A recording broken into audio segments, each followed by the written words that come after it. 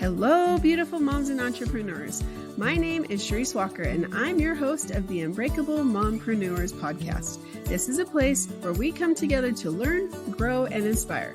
So sit back, relax, and let's get started. Hello, Unbreakable Mompreneurs. My name is Charisse Walker, your host, and today I'm here with Emily Schneider, and she is a storyteller, and we're actually going to get into that a little more and how it can help your business. But Emily, why don't you introduce yourself? Sure. Thanks for having me, Charisse. My name's Emily Schneider. I am a visual storyteller. I specialize in PowerPoint design. My magical knack is simplifying complex information and helping to connect audiences with their presenter and that content to drive business impact. But what I really love doing is that when I get to tap into my zone of genius and create these beautiful, articulate, and strategic designed slides, it helps build more confidence for that presenter and that storyteller. And I love that I get to shine my light and then it empowers somebody else's light to shine brighter. And I think it's a win-win for us all. So it's been super fun to explore this avenue and get really niche in my passion for what I do. Happy to be here. And you, like we were talking before, and you have 2 kids, right? Yes. And you're right outside of Chicago. And so with those 2 kids, you said that you were watching the Olympics, and there's something about, well, just tell the story about that. Yeah, totally. So yes, I have an 8-year-old almost, he's going to be 9. And so I have a 9-year-old boy, and then a 5.5-year-old girl. So 3rd grade and kindergarten. And this summer they were like obsessed with the Olympics, and we had just had so much fun watching them together. And one night there was a Microsoft Copilot commercial, and my kids don't really get to see what I do. They know that I work all the time, but they don't really understand it. My daughter's only known me to be an entrepreneur. She's never seen me go into an office. So it's always looked a little different for us and for them. And so anyway, so we were watching the Olympics, and the Copilot commercial came on, which, was like, we could take this and make a beautiful deck in 3 minutes or whatever their tagline is. And I just looked at my kids. I was like, you guys, that's what I do. I make these presentations because they show the work, right? They show this PowerPoint tool. And my kids were like, what are you talking about? And so I explained it to them a little bit. And then my son looked at me and he was so innocent and curious. And he's like, Mom, are you going to lose your job? And so it was super fun just to talk about technology. And we have a lot of conversations about screens anyway, and healthy relationships with screens, but their curiosity and their innocence always just helps me and empowers me to just be better at what I do and who I am, and just stay curious too, so I can show up as my best self and teach them how to do it too. That's great. Yeah. So how can your expertise and your skills be used with other businesses and mompreneurs? Yeah. So my specializing in PowerPoint and helping elevate those stories strategically, again, with impact. I really preach the concepts of simplicity, consistency, and intentionality. And when you can apply those strategies and that thought to your story overall and individually, it touches every type of business. I think presentations and PowerPoint is used from sales pitches to internal and external communications. I know that schools use them. I've used it as emails, supporting one-pagers, business updates, investor decks, any kind of business operations and communication needs where you really want to guide your audience along, whether it's giving them an update, having them make an informed decision, or fundraising too, right? I think that there's really no limit. It's just when you have a story to tell, when you can apply simplicity, consistency, and intentionality to your overall presentation, it really makes such an impact. I agree. And so say that I was doing webinars, then you actually— Great medium. Yep. See, that's something where I think that people don't understand. Like when I used to run colleges, we had this admissions department. And so they put these PowerPoint presentations together, and they were so boring and so dry. And I really feel like, especially now, I don't think people understand the importance of a story and telling the story and trying to bring people in through the slides. Like I go to a lot of conferences, and they have their slide deck is what they talk about. And it really does make a difference. Yeah. I mean, I believe that like presentations and are really like one-to-one conversations, right? Marketing is where you're talking to many and you don't know who's there, what they're listening to, or what they're doing when they pass you. But a presentation and those those opportunities to sell something or to share your story are one-to-one connections. And I think that's one of our universal truths, is that we want to create connections. And when you can tell your story and you can create that credibility, that trust, and that accountability, you bring your audience in. And then when you create emotional hooks, that's part of my process. I actually just led a masterclass yesterday using a webinar. And, you know, I think also there's like, not to go on a side tangent, but like there's this, you know, the most like premier presentations are always talked about from Apple and Steve Jobs, right? He had this beautiful way of telling stories without using any words. He used only pictures. And slides really can have that impact. When you can connect with your audience, when you can engage them, when you can create a true, authentic connection, and how, whatever that may be like, there's so many different ways, pending where you are, who you're talking to, what you need them to do, think, feel, right, act upon, what your business is like. You know, bringing those strategies in, again, keeps your audience engaged. And when they're engaged, you're having a conversation. You're driving them to where you want that to be and what you want to talk about at the end. One of my favorite stories, as also supporting my kids, is that I think, you know, they always say pictures are worth 1,000 words. And so death by PowerPoint, I think, is such a universal term. I actually love that I now geek out about a platform that some people tend to like look down upon. I think I love bringing this light to it. But my 5-year-old daughter, she doesn't know how to read, but she loves reading. Why? Because the power of a really strong picture book creates that emotional connection, helps her understand characters, personalities, development. She sees these little egg, you know, golden eggs. Can't think of the term right now, but like, you know, where they sprinkle in a little bit of magic. So like you see something follow along. She can tell me at the end what happened, where the problem was, where their tension was, and the beautiful story, right? And this connection, or how she feels. She's very empathetic. And so that's the power of a really great story, right? I was once leading a class, an in-person class, and I used that example, and somebody said, I'm going to grab one of my kids' books next time I write a presentation, and I'm going to look at the pictures before, you know, a short book, before I write my story, because there is so much power when you think about laying it out from a visual standpoint, and the simplicity that comes with it. And then you're guiding your audience exactly where you want to do, right? When you can simplify that and you have a picture, and pictures don't have to be pictures, but anyway, I can go on and on, but there's so much power in, again, having that visual story and connecting with your audience in a true way. And then you're more confident, and then you seem more credible, and they want to believe you, and they want to buy in, or they want to do the work with you because you shine. Well, not only that, it takes they're not looking at you anymore. They're looking at your pictures. And yes, I think, like, for me, I'm a very visual person. So if you just sit there and talk to me, I will like zone out. But if I see a picture, now I can focus. And I think it does make a difference. But I am not, I don't feel like I'm that most creative person. I'm very like logical. So I'll stack things and it's not very pretty at all. So what are some of the key elements that you recommend for a successful PowerPoint presentation? Yep, from visual specifically standpoint, for sure. So again, going back to the principles of simplicity, consistency, and intentionality. What does that mean? From an overall story standpoint to an individual slide intention, 2 to 3 key details per slide. I'm a huge component of more slides with less on them, because it allows your audience to focus on what you want them to hear. To your point, we all, you know, we're used to an attention-seeking economy. We're used to all these things being thrown at us. And so when you can focus and show that slide that is really only about those 2 to 3 things, sometimes even one thing, you keep your audience engaged, and they're used to seeing things change. And that also shows that like there's something new. I also think it's powerful because yes, some people learn visually, some people need to hear it, some people need to see it, they need to see the words. So when you can really be intentional with how much information you put on, you're kind of helping everybody learn at the same time. There's also being mindful of balancing your content and visuals and leaving white space, leaving room for breathing.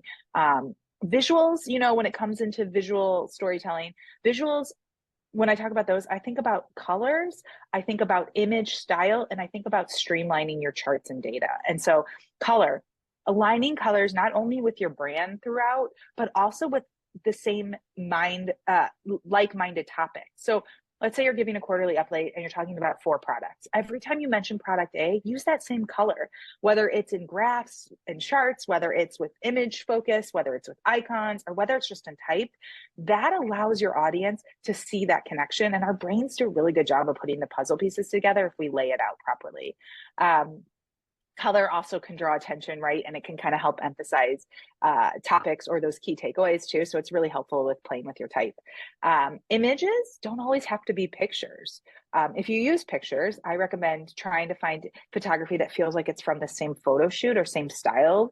And if not, if it feels very chaotic, turn everything black and white. There's some harmonious, beautiful beauty that comes when you can simplify the colors and again, allow your brand colors to show through. But again, images aren't have to be photos. Icons, illustrations, charts, designing your type, those all become visuals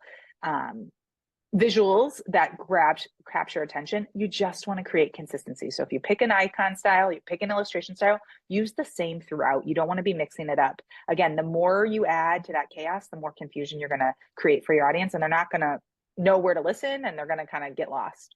And then streamlining charts. This also goes with text too, and kind of focusing on your key visuals, but like how much can you remove where it still makes sense? And there's an exercise I love to do with copy specifically, which is like, let's just keep removing words or bullets until it doesn't make sense anymore. And then you put that last thing back in, because less is always more. So when you can focus on what you want them to see, and then your voice over supports that, that's storytelling, right? That is the storytelling. And that's where you're going to engage your audience. I talked about simplifying text. 6 to 8 lines per slide is ideal. Or I'm sorry, 6 to 8 bullets. No, 6 to 8 lines, 30 words per slide, and then streamlining your bullets. Headlines, keep them brief. Keep them as a headline. Have them summarize what that key takeaway is or those key topics of that slide are.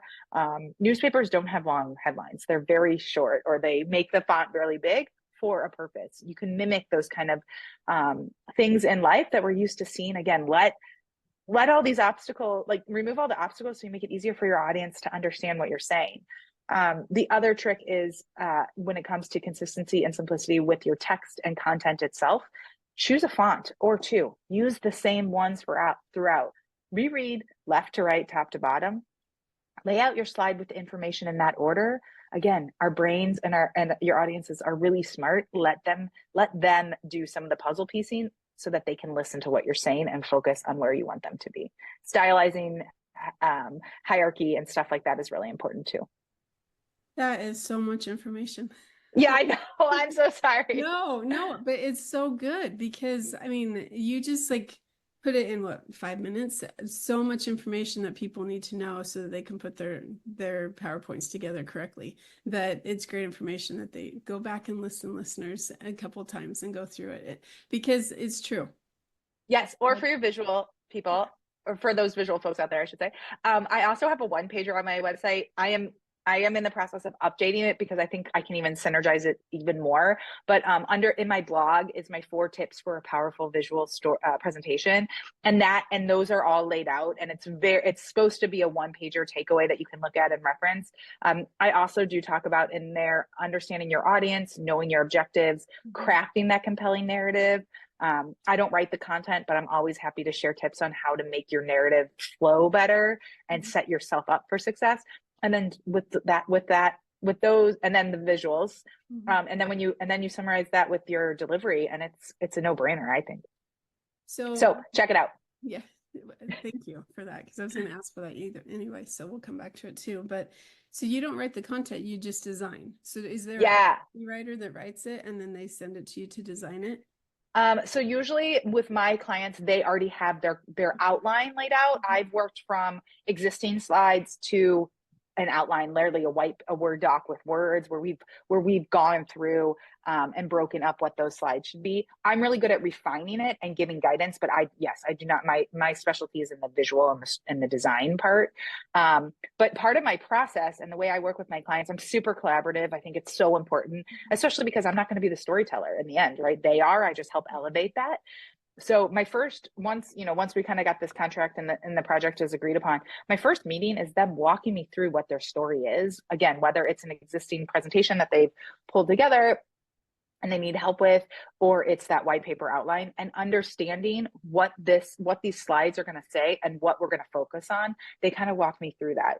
Then I go and take a stab at a couple slides, just again, to get the feel, make sure I'm listening to them. Everybody has their nuances, and I want to make sure that I can visually bring those to life. And that process really, that collaboration really helps to take that content and move it along. And so, yes, I don't write it, but I'll help refine it and push it through. That's cool. So what's a memorable project that you've worked on that you felt like really created an impact for the customer? Well, one of my favorite, most recent success stories is I was working with a cryptocurrency hedge fund startup. They are a bunch of finance, data scientists, right? And they have this really cool and unique business model, and like kind of a little bit outside of my wheelhouse, but I understand what hedge funds and I understand cryptocurrency, and I think it's a really cool space. But anyway, so they came with me. They had already drafted in Word a beautiful and very thoughtful story. They had laid out what their key things were and some of the content that went in there. In about 2 weeks, from kickoff to final delivery, and my clients only, he only spent less than 3 hours with me. It's just 3 meetings, and they all were under an hour. We ended up with a beautiful story. He had a logo. He didn't even have a brand, so we worked on that too as part of the project in a little bit. I delivered the deck on a Wednesday. On Thursday, he informed me that he secured in one meeting a $300,000 investment. So again, his $5,000 initial work with me in one meeting using this pitch deck one time secured 60 times that ROI. So I think it's, the potential is limitless when you think about taking the time to craft your story well, to connect to your audience. You're going to be able to present, to share, to talk to whoever you need to share it with in such a better way. And there's so much return on investment, and it's exciting to see where he can go with this. He is going to continue to keep me updated, because I was like, if this is with one meeting, I can't imagine what's going to happen in 3 months or 6 months or something. So it was super fun to work on that. That's really cool. Yeah. So, our time is short, I know, because we both have to get going. But my question for you is, starting your business, how did you get started, and what have you learned as you've grown? Oh, I love that question. Okay, so I got started in 2019. In the end of January, I was 8.5 months pregnant with my little girl, and I got laid off from a startup. And I just knew I was never going back. I came from the agency world. I just knew I couldn't go back. I was passionate about helping people and connecting with my clients more directly, and that's what I had done with the startup. And so I had an old mentor. When I kind of shared that I was looking for some freelance work to try and connect the dots, I was interviewing right up to the week she was born, who took a bet on me. And he would say he didn't bet on me because he knew me, but he was the one that was like, let's make some freelance thing work. And so in July of 2019, I started freelancing, and I haven't stopped. It's been, every year doesn't look the same. It's not been perfect, but I've been perfect at never giving up. And one of the things I will say that has really empowered me is my ability to be creatively curious and to really tap into the things that I love doing and that bring me the most joy, because I believe that if I can be happy and I can share that, or I feel all that joy and that love, it just kind of pours out of me, and it shines my work the brightest. And I just keep reaching out, raising my hand for help, saying I don't know, but I'll figure it out. And again, that curiosity has really, I think, helped drive me forward and let me continue to grow. That's great. Fantastic. Thank you. So what do you wish you would have known that you know now as you've continued your business? Nothing's ever going to be perfect. There's no cookie cutter model. To-do lists might feel nice to check off, but they're never ending, right? I finish one, I write the next one for the next day. But I think what I continue to do, and actually it's something I'm really thinking about today, is investing in myself. I hired a business coach, right? I work specifically, and I found a presentation community because that's what my specialty is. And I need to know I'm not alone. And now I'm thinking about, joining another cohort to improve my marketing outreach, because I'm not good at that. I don't want to be an expert at everything, but as an entrepreneur, right, you kind of have to tap into a lot of things. So when I can find networks and communities of like-minded, especially when it's women, there's so much to learn from, and the power and the encouragement is just kind of continues to grow. And so I really appreciate that. So again, it's reaching out, it's helping. And the more I give, or the more I say I'm open, the more it seems to come back. And I love that. I love when the universe speaks back to me. I think that that's great. And what I love that you're doing, which is exactly what you should be, is you're running your business and then thinking, okay, I need more help with this. Okay, let me go get some help. And then you're running your business and then, okay, now I think I need this. So I think, I mean, you're seeking help in places, and it's not just let me go to one person and think I can get it all, because no, you can't. No, not because nobody, that's the thing I love about being an entrepreneur is like, I'm making my own path. And part of what I don't mind, or I love sharing, why I have that one pager on my website, or I lead master classes, right, is I'm not worried about sharing my insider tips, because nobody's going to be able to do it like me. Isn't that the beautiful thing of being an individual and being an entrepreneur, is this path is unknown. And so I love that I get to craft it. But yeah, there's not one person that's going to be able to guide me or tell me what to do. I like having that mixture. Sometimes it gets overwhelming because you're like, there's too many voices, but yes, I know there's a lot of things I have to do that I'm not comfortable with. Actually, one of my Q3 goals was to put myself in more uncomfortable situations, because there's so much growth. And I just always remind myself before, when I get anxious or when I get nervous, like, I'm doing this for a reason, because on the other side is so beautiful. That's cool. Okay, last question. Because you have young kids. And so I want you to imagine yourself at the park, your kids are playing on the playground, 9-month-old, I always say 9-month-old, 9-month pregnant woman comes and sits down to you. She's a first-time mom. What advice would you give her? Oh, I love this question. Actually, I was just at my cousin's baby shower. My advice is, nobody knows what they're doing. And nobody has any idea how to do it. You just keep showing up and you just keep asking for help. And there's nothing wrong with saying, I don't know what to do, or this is overwhelming. I think the more I can, reach out to my mom friends and say, like, can I share something with you? Or how, my kid had a bad day. Can we talk? Like, just knowing that you're not alone, because everybody's going through it and we all need each other to figure it out. And they don't know either, right? So there's no handbook. And I keep telling my mom, like, how did you know? She's like, I had no idea. I was like, well, you totally fooled me. So yes, that would be my advice. Okay. And one more time, if people wanted to, or listeners specifically, if they want to find you or learn more about it, where do they go? Yeah, thank you. So my website is a great place to start. I am emilyschneider.com. And in my blog, you can find that one pager on there. But also I'm super active. I love connecting and networking on LinkedIn as well. Fantastic. Okay. Well, Emily, thank you so much. Thank you so much, Charisse. It was so nice to chat with you today. Yes. Good luck, everybody. And moms, visuals are everything, and a picture is 1,000 words. So Emily gave a ton of golden nuggets that you can listen to, and actually go to her website and her blog, because it's so important to make sure that you have a good presentation, because that could make or break what you do. So go out and make it a great day. And if you like, please subscribe and share. Have a great day. Beautiful moms, remember, you are unbreakable. Keep illuminating the world with your strength, pursuing your dreams, and reveling in the splendor of motherhood. This is Charisse Walker, bidding you farewell for now. Stay tuned for more empowering conversations on the next episode of the Unbreakable Mompreneurs podcast. Until then, keep shining bright. Signing off with love, Charisse Walker.